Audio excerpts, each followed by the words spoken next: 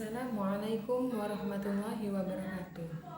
Perkenalkan, saya Hilyatul Firdausi dari Prodi Pendidikan Islam Anak Usia Dini Universitas Kyai Haji Ahmad Muzaki Syah Jember, kelas 2C, dengan nomor induk mahasiswa 25096488010. Pada kesempatan kali ini, saya akan menyampaikan materi tentang ilmu kalam, yaitu salah satu cabang ilmu dalam Islam yang membahas tentang ketuhanan, manusia, dan alam semesta dari sudut pandang teologi. Di dalam video ini, kita akan membahas konsep dasar ilmu kalam, latar belakang kemunculannya, serta berbagai aliran yang berkembang di dalamnya seperti Mu'tazilah, Asy'ariyah, Maturidiyah, Khawarij, dan Syiah. Kita juga akan melihat bagaimana perbedaan pemikiran di antara aliran-aliran tersebut. Tujuan dari presentasi ini adalah agar kita bisa lebih memahami bahwa perbedaan dalam pemikiran Islam merupakan bagian dari proses perkembangan ilmu dan bisa menjadi wawasan yang bermanfaat jika kita menyikapinya dengan bijak. Semoga penjelasan dalam video ini mudah dipahami dan bisa menambah pengetahuan kita semua. Selamat menyaksikan. Apa sih ilmu kalam itu?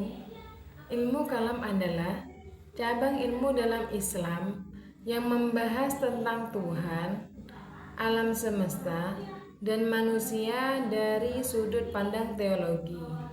Intinya, ilmu ini menjawab pertanyaan-pertanyaan mendasar seperti siapa Tuhan, bagaimana sifat-sifatnya, apakah manusia punya kehendak bebas. Ilmu kalam tidak muncul begitu saja, tapi karena beberapa faktor. Yang pertama, faktor internal. Ada perbedaan penafsiran terhadap Al-Quran dan hadis. Jadi, orang-orang mulai berdiskusi dan berdebat untuk mencari pemahaman yang benar. Dua, faktor eksternal. Umat Islam mulai berinteraksi dengan pemikiran luar, terutama filsafat Yunani. Ini memicu cara berpikir yang lebih rasional. Tiga, faktor politik. Konflik politik, terutama setelah wafatnya Khalifah Utsman bin Affan, membuat umat Islam terpecah menjadi beberapa kelompok dengan pandangan berbeda.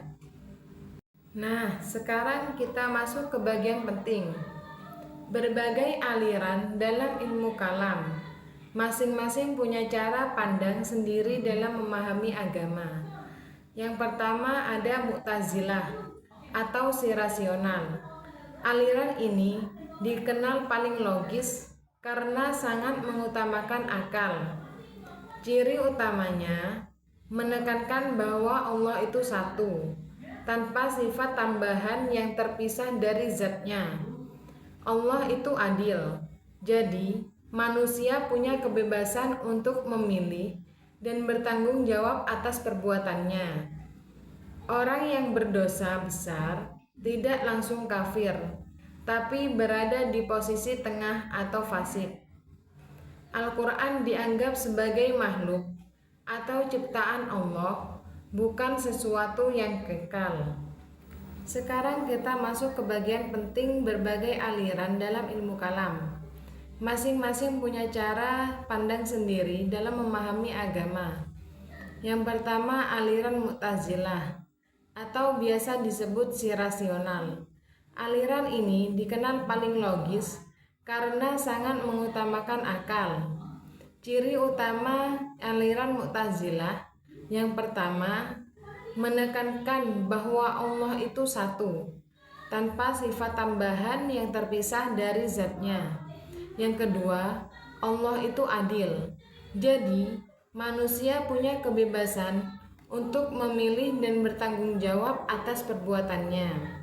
Yang ketiga, orang yang berdosa besar tidak langsung kafir, tapi berada di posisi tengah atau fasik. Al-Quran dianggap sebagai makhluk atau ciptaan Allah, bukan sesuatu yang kekal. Singkatnya, aliran Mu'tazilah sama dengan akal nomor 1. Yang kedua, aliran Asy'ariyah atau jalan tengah. Aliran ini mencoba menyeimbangkan antara akal dan wahyu. Ciri utamanya, yang pertama mengakui sifat-sifat Allah. Yang kedua, manusia bisa memilih, tapi tetap Allah yang menciptakan hasil perbuatannya. Yang ketiga, Al-Quran. Tulisannya makhluk, tapi maknanya kekal. Yang keempat, orang berdosa besar tetap dianggap mukmin. Singkatnya, untuk aliran Asy'ariyah sama dengan imbang antara akal dan wahyu. Yang ketiga, aliran Maturidiyah atau biasa disebut lebih rasional tapi tetap seimbang. Mirip dengan Asy'ariyah, tapi sedikit lebih memberi ruang pada akal. Ciri utama aliran Maturidiyah, yang pertama, akal manusia bisa mengenal Tuhan tanpa wahyu. Yang kedua, mengakui sifat-sifat Allah yang kekal. Yang ketiga, manusia punya kemampuan sendiri untuk bertindak dan bertanggung jawab. Aliran Maturidiyah sama dengan akal kuat tapi tetap pakai wahyu. Yang keempat, aliran Khawarij atau keras dan tegas. Kelompok ini muncul karena konflik politik di masa lalu. Ciri utama aliran Khawarij, yang pertama, sangat ketat dalam agama. Yang kedua, orang yang berdosa besar dianggap kafir. Yang ketiga, pemimpin yang salah harus diganti. Aliran Khawarij sama dengan tegas tapi cenderung ekstrim. Yang kelima, aliran Syiah. Fokus pada kepemimpinan. Awalnya kelompok politik yang mendukung Ali bin Abi Thalib, lalu berkembang jadi aliran teologi. Ciri utama aliran Syiah, yang pertama, pemimpin atau imam harus dari keturunan Ali dan Fatimah. Yang kedua, imam dianggap punya otoritas khusus dari Allah. Yang ketiga, punya beberapa cabang seperti Syiah 12 Imam, Ismailiyah, dan Zaidiyah.